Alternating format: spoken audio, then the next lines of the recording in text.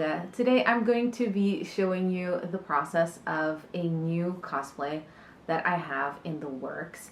And this is going to be part one of 3 videos where I make all of the kind of parts to this new costume. The costume in question, I'm sure you can see from the title, but I'm making a uniform for DAL, which in case you don't know, is Dodo Airlines, and it is a airline in Animal Crossing. And there's 2 NPCs who are both male, and there's Orville and the other guy whose name I can never remember, who actually is the guy who flies the planes, and then Orville just works the airport. He's adorable. He's one of my favorite NPCs in Animal Crossing, actually. I was playing the game. I was thinking about the uniform, and I was thinking about how both characters are male, kind of what a female uniform would look like. And then I was thinking, wait a minute, what if I made a kind of gender-bent cosplay of their uniform, but I kind of gave it my usual vintage flair. If you're new here, I dress pretty much inspired in the 40s and 50s. So I wanted to make a costume that kind of reflected my style, because I like to make cosplays that are really wearable and pieces that I'm actually going to take advantage of, that I'm actually going to wear in my everyday life. The 3 videos are going to be first the top, which is what we're going to be working on today. Then I'm going to be making a bottom, which is going to be a skirt, and then I'm going to be making the accessories, and then a final video I'm also going to be showing you like a final reveal where I put everything together and I show you how I style it, including my hair and makeup and any other accessories that I might be wearing. So today I'm going to be showing you how I made the top. This is the top that I'm actually wearing today. I've just put this dress on over it because I'm also filming for this dress today, so that's what that is about. I used this pattern, which is the McCall's 8161. I actually used the bodice for this, but then I self-drafted the sleeves. Although I like all of these sleeves, none of them were giving me what I wanted for this. And also I had drafted these sleeves for a different thing, actually for this dress, and then it didn't really work out the way I was envisioning it. And I thought, oh my god, actually they would look really cute with this top. I actually didn't get any footage of cutting and marking, because by the time I'd done that and realized like, oh wait, I should be filming, I had already done that bit. So I apologize for that. So stuff you're gonna need for this, you're gonna need some fabric, obviously. They suggest cotton blends, poplin, gingham, or crepe de chine for this. You need also 1 hook and eye closure, because this top has a little closing, a little opening at the back. I think I made size 8. For size 8, I used 1.1 meters. I don't think I used quite that much, but something around that line, those lines. And also we need some interfacing. You don't need that much. It's just for the little facings that go around the neck. And I also used some interfacing for the cuffs, which aren't in the pattern. This was all stuff that I had lying around, so this fabric was left over from actually making the lining of this dress. I'm gonna pass the torch on over to voiceover Olga, and she will talk you through the process, and yeah, I'll see you at the end. Hello, I'm voiceover Olga, and I'm here to talk you through the process of how I made the top. I'm starting with the darts, as I always do, and doing them all in one go. First, I mark the darts with a heat erasable pen. Then, while the fabric is flat, I put a pin through the 2 lines, as you can see here, with all the pins going in the same direction. Normally, I use 3 to 4 pins per dart, but if the dart is bigger, then I need more. Then I'll pinch the fabric so that the pins are straight, and I double check that the lines are parallel before pinning the fabric in this position. For the actual dart sewing, I start at the wide part of the dart, making sure to backstitch here. I follow the lines, and when I get to the tip of the dart, I don't backstitch, but I leave the threads long. Once I've sewn the darts, I use a pin to separate the threads as they can get tangled, and I tie them off 3 or 4 times before snipping the excess thread. I like to leave 1 or 2 centimeter tail here, just for added security, but you cannot feel this at all. After that, I finally press the darts in place. I normally press on both sides of the fabric, starting with the wrong side. I'm putting a pin at this spot that you can see here to be able to remark it if the heat erasable pen disappears. To sew the center back together, I placed the pieces with right sides together, matching the triple notches, and marked with a pin where our opening is going to be so that I don't accidentally stitch that closed. Once I've sewn that, I serged the raw edges separately in preparation for those opening edges.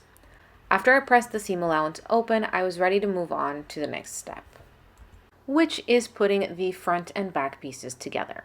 So with right sides together, I pinned the front and back pieces at the shoulders and sides, making sure to match the notches and pinning the darts down too, so they don't get accidentally bunched up or folded down.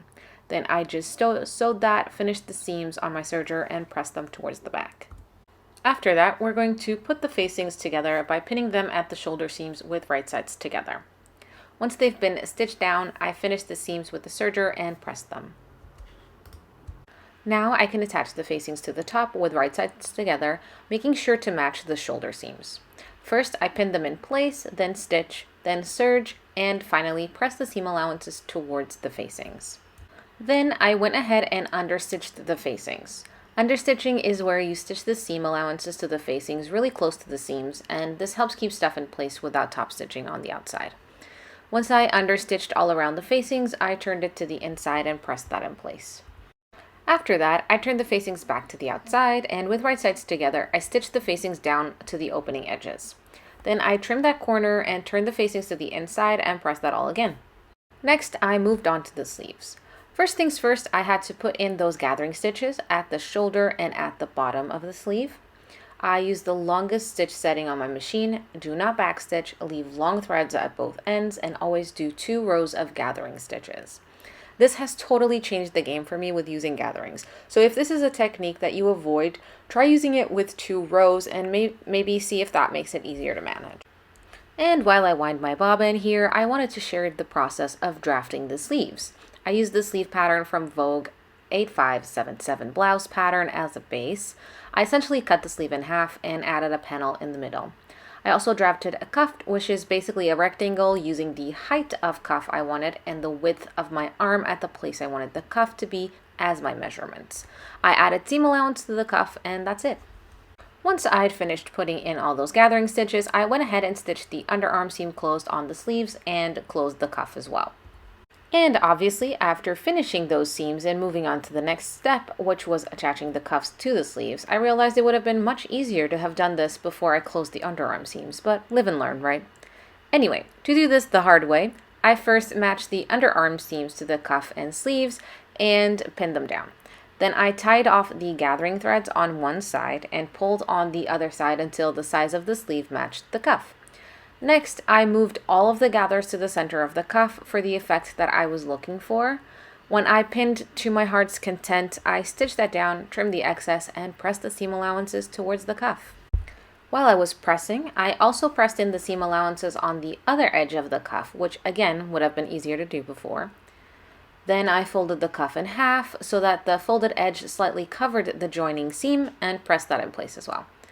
And finally, I slip stitched that closed by hand. Now I was ready to attach the sleeves to the top.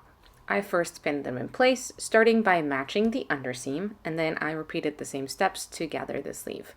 I tied off the ends on one side of the gathering stitches, pulled on the other side until the sleeve and arm side matched, moved all the gathers up into the shoulder seam, and pinned that down.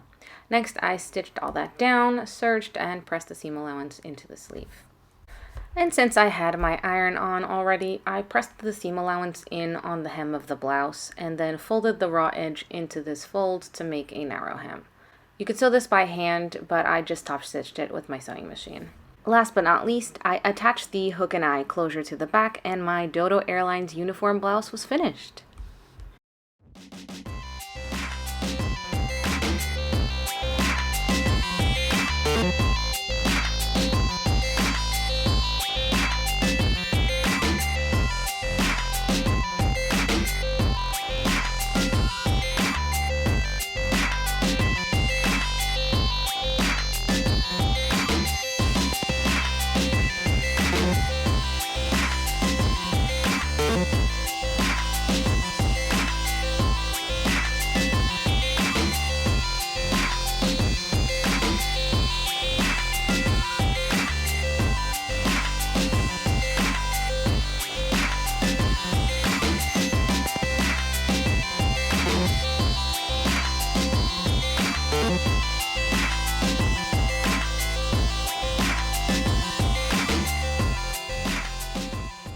Okay, so bye.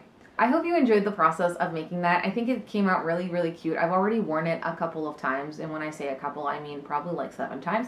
I love this top. I think it's a really nice addition to my wardrobe.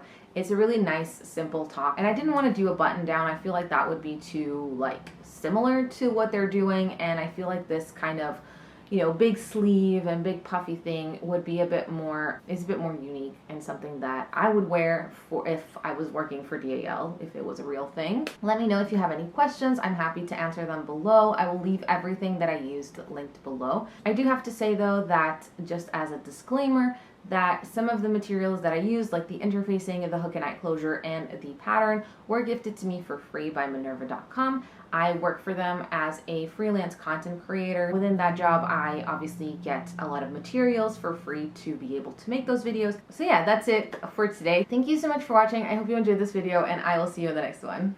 Bye!